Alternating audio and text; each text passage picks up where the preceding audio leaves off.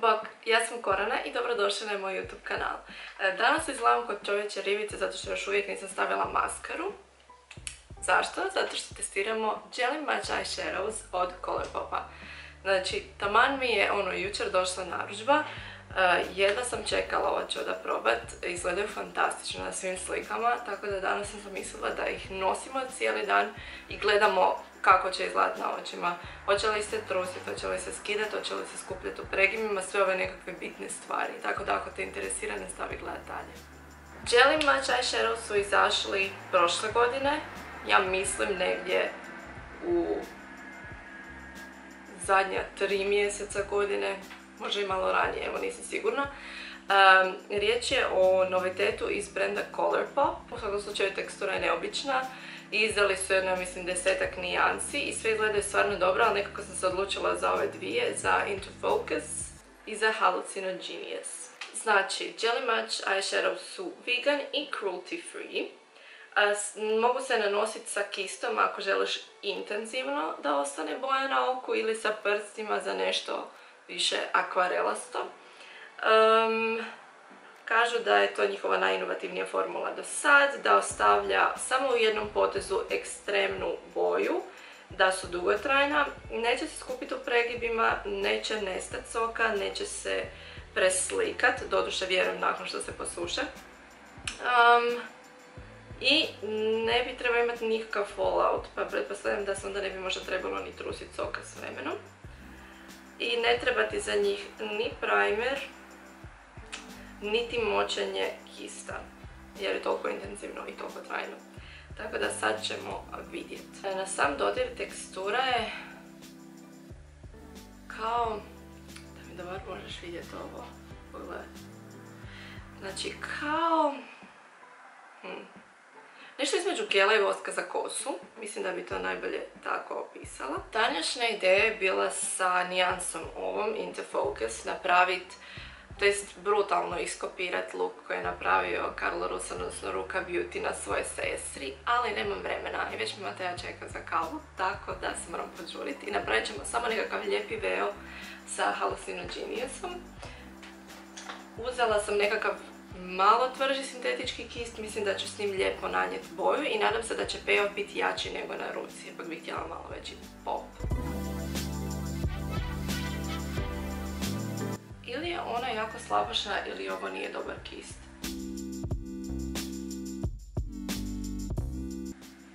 Baš je jedna širnija, svaki izgleda lijepo na kameri, ali uživo sam malo razočarana jer sam očekivala da će biti puna boja i onda još duochrome.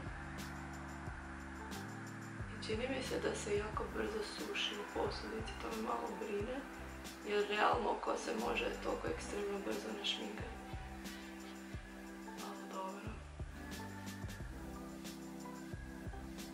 Inače, ne čini mi se da se super brzo suši na oko, ipak možeš i malo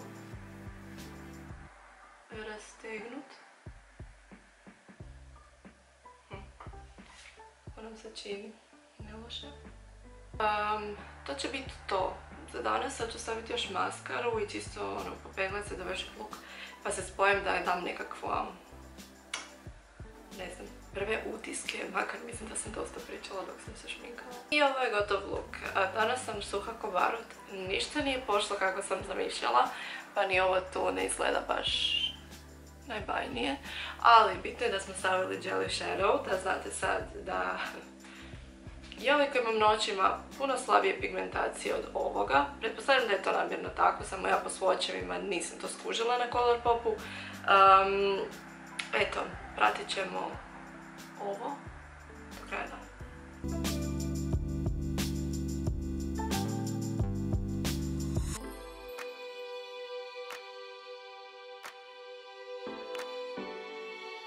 Prvo smo došli u Finjak popit kavicu prije nego idemo negdje jesti jer sam ja naravno kasnila radi snimanja ovog videa.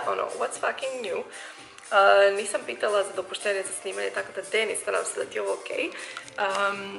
I dalje izgleda dobro, ali mislim sad sam toliko kratko tu da nije imalo smisla spojiti se, ali nema veze. U biti nešto mi je upalo u oko, tako da mi je vidno polje ugroženo i ne vidim dosta dobro, tako da me to živcira, ali mislim da nije se sjenilo, trusilo, nego maskara. Ne znam. Ovo je biti bilo totalno nepotrebno, ali eto, htjela sam se malo snimiti. Da se pokažem. I to je to. Onda se vidimo kroz jedno sat, sat i pol. Mislim da ranije nema smisla. Evo još jednom da pogledaš. Sva je lijepo. Mislim, nije pigmentirano koliko bih htjela. Nije mi mrtvo čudo. Mislim da će mi zeleni biti mrtvo čudo. Ali za isprobavanje je onako samo bitno da traje.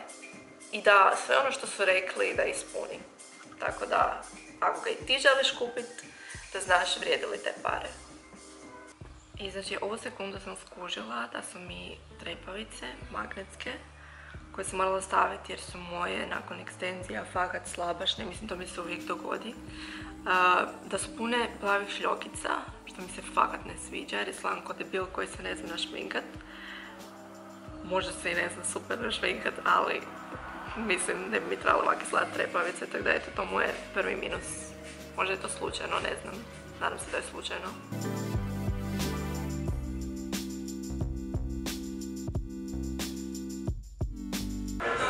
Dan mi je toliko katastrofa da sam morala doći na picu jer inače bi ostalo jednako fucking grozno. I ovo tu je Stina. Tako da ako će ikad ekipa iz Stine gledat ovaj video, voljela bi biti sponzorirana samo s bocama ovog vina. Hvala! Cheers!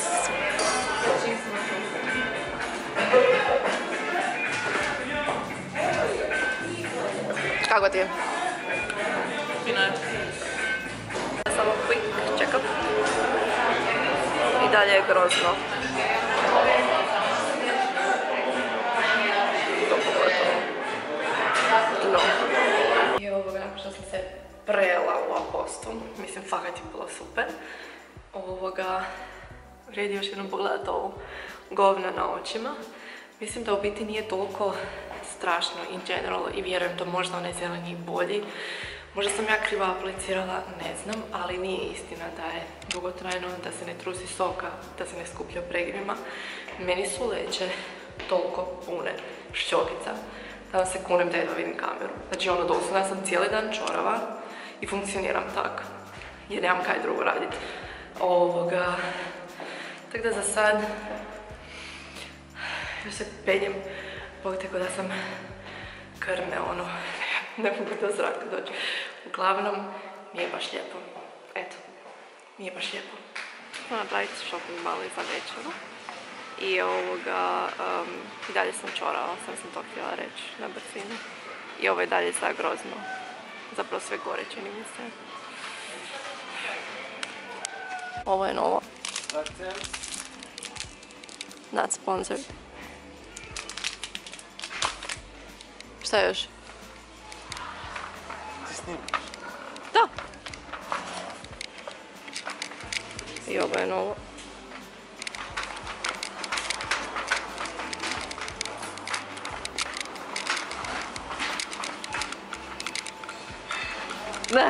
To si ti htjela loviti. Htjela sam reći da opet imaš kapuljače da ti se ne vidi.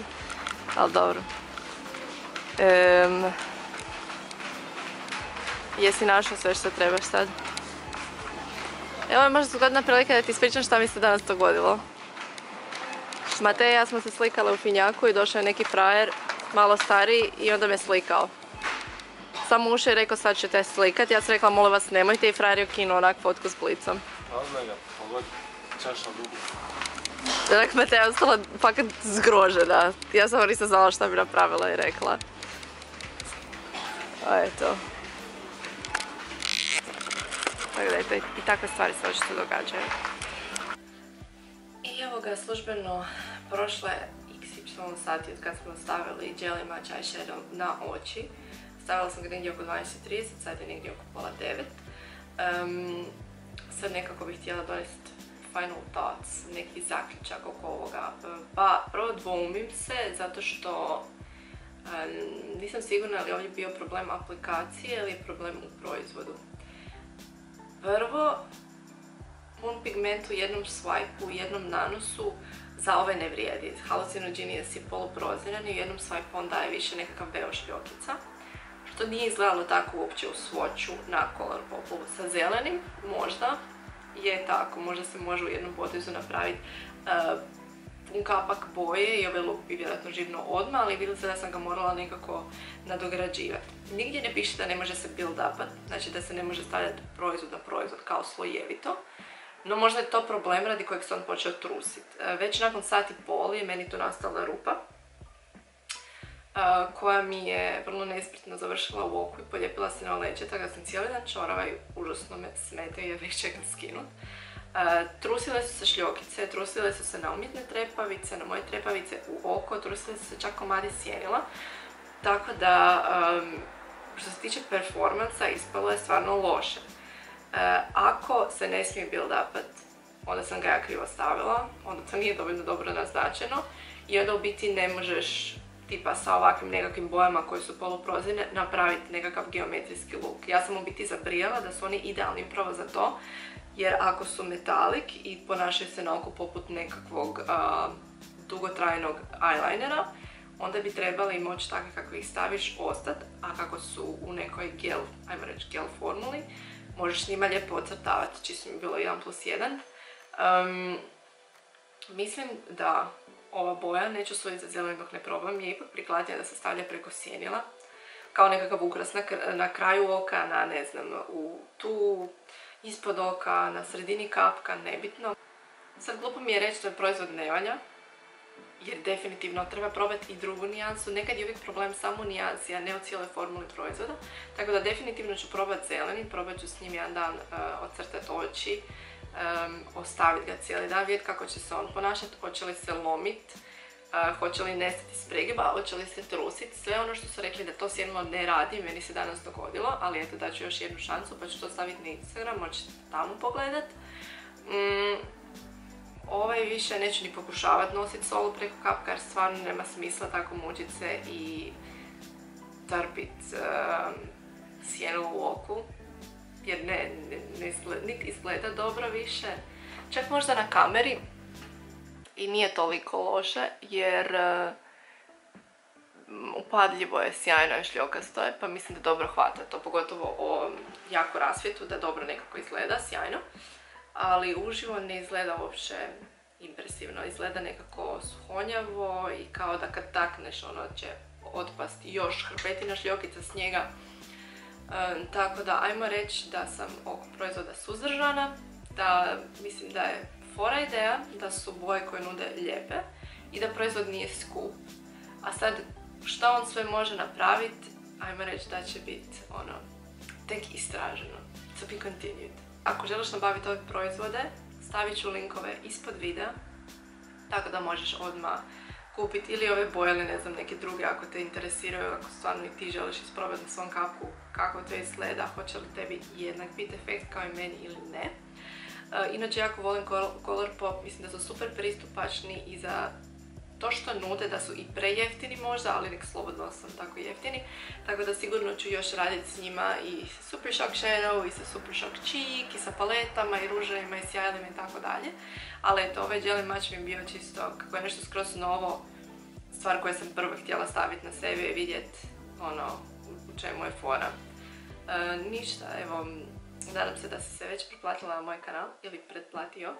Ako nisi, molim te to napravi sad i ako želiš, bilo bi lijepo, zgodno, praktično, da označiš zvonce jer svaki put kad izađe novi video onda dobiješ notifikaciju i možeš odmah pogledat. Pripremam još svašta nešto, ali to ćeš se morati još malo strpiti, tako da se vidimo drugi put. Bog!